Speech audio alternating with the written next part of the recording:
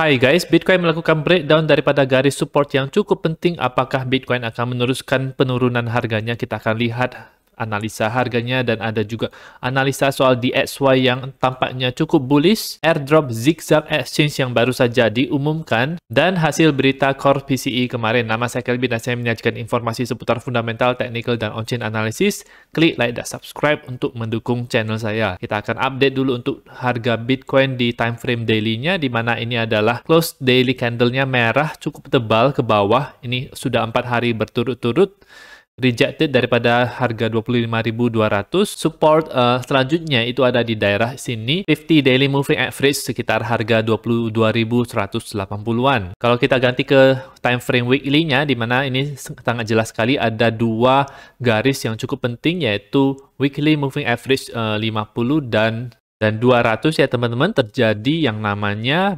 dead cross di beberapa minggu lalu, dan wajar saja kalau misalnya terjadi rejection yang ada di sini. Di time frame yang lebih rendahnya ini kita lihat di time frame 15 menit ya teman-teman. Jadi ada garis support yang miring ini itu sudah ditembus kemarin ya teman-teman dengan volume yang cukup kuat, dan sekaligus juga menembus garis support yang penting ini yang saya sering bilang, yaitu 23.300-an ini. Jadi ini menunjukkan kalau Bitcoin tampaknya bisa mengalami penurunan lagi ya teman-teman, karena mungkin tidak akan naik dulu sekarang ini, apalagi melihat hasil Core PCE yang tidak terlalu baik ya teman-teman. Sekarang kita harus melihat pola apa yang dilakukan oleh Bitcoin sekarang ini. Apakah dia pola korektif, di mana penurunannya ini tampaknya cukup impulsif ya teman-teman. Jadi penurunan itu yang ada di sini, kemudian ini adalah kenaikannya, kemudian ini adalah daerah penurunannya. Kondisi sekarang adalah ini kenaikannya. Kalau misalnya kenaikannya itu lambat, kemudian tidak terlalu tinggi, maka kita bisa simpulkan bahwa itu adalah pola korektif yang sifatnya itu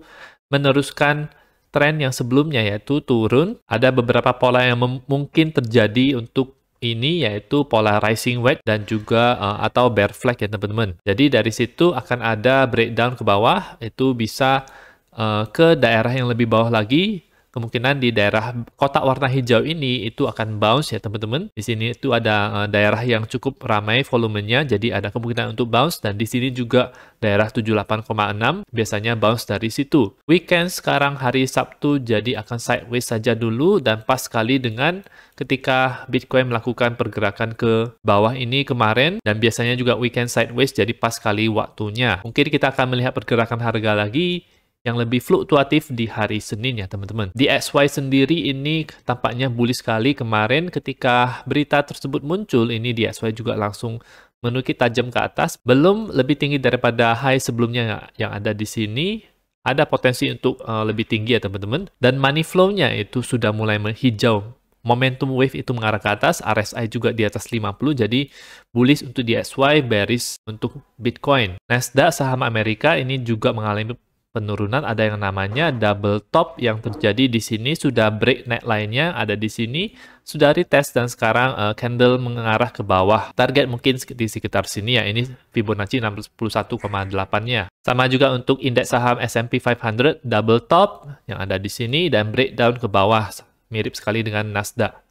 Jadi wajar kalau misalnya Bitcoin juga melakukan hal yang sama, turun ke bawah. Rata-rata altcoin juga mengalami penurunan yang cukup signifikan ya teman-teman, karena Bitcoin itu adalah gravitasi yang kuat menarik semua altcoin. Yang naik paling adalah AJIX, Fed, ini koin AI, kemudian ada Optimism. Terra Luna Classic ini saya tidak terlalu lihat ya teman-teman, dan karena koinnya fundamentalnya sudah tidak bagus lagi. Hanya ada 3 yang signifikan kenaikannya, dan sisanya banyak sekali koin yang mengalami penurunan. Conflux adalah yang paling banyak, ini dia sudah naik banyak banget, jadi makanya kenapa saya tidak menyarankan untuk membeli ketika dia pump. Itu mending tunggu ketika dia koreksi di wave kedua itu baru beli. Itu biasanya di 61,8, 78,6 atau 88,6. Dan rata-rata koin yang lainnya juga mengalami penurunan ya teman-teman, yang lebih besar dibandingkan dengan Bitcoin. Hal ini bisa disebabkan oleh inflasi yang rupanya masih naik ya teman-teman,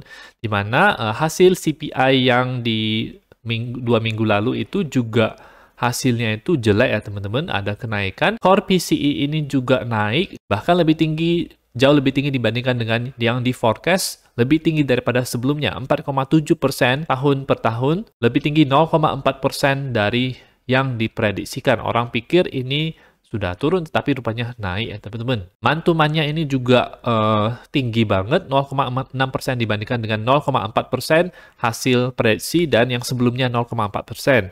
Ada kenaikan cukup signifikan untuk bulan Februari ini ya teman-teman. Dan terakhir adalah mengenai berita airdrop daripada Zigzag Exchange. Ini adalah exchange yang ada di Zcasing, jadi exchange utama cukup besar ya teman-teman, dan biaya transaksinya juga murah karena ini menggunakan teknologi layer 2 Ethereum, jadi layak untuk kita pakai. Mereka telah merilis informasi airdropnya sekitar 110.000, itu memiliki kualifikasi untuk dapat mendapatkan koin ZZ ini. Airdropnya itu tanggal 28 Februari, 4 hari dari sekarang. Kita bisa cek apakah kita eligible atau tidak. Informasi ini itu ada sekitar 35 juta zigzag yang di airdropkan. Ada beberapa kriteria yang dipenuhi untuk mendapatkan airdrop ini. Yang pertama itu adalah trader ya teman-teman. Kriterianya dapat 300 zigzag per address. Ada setidaknya dari transaksi pertama sampai transaksi terakhir itu 30 hari perbedaannya dengan 4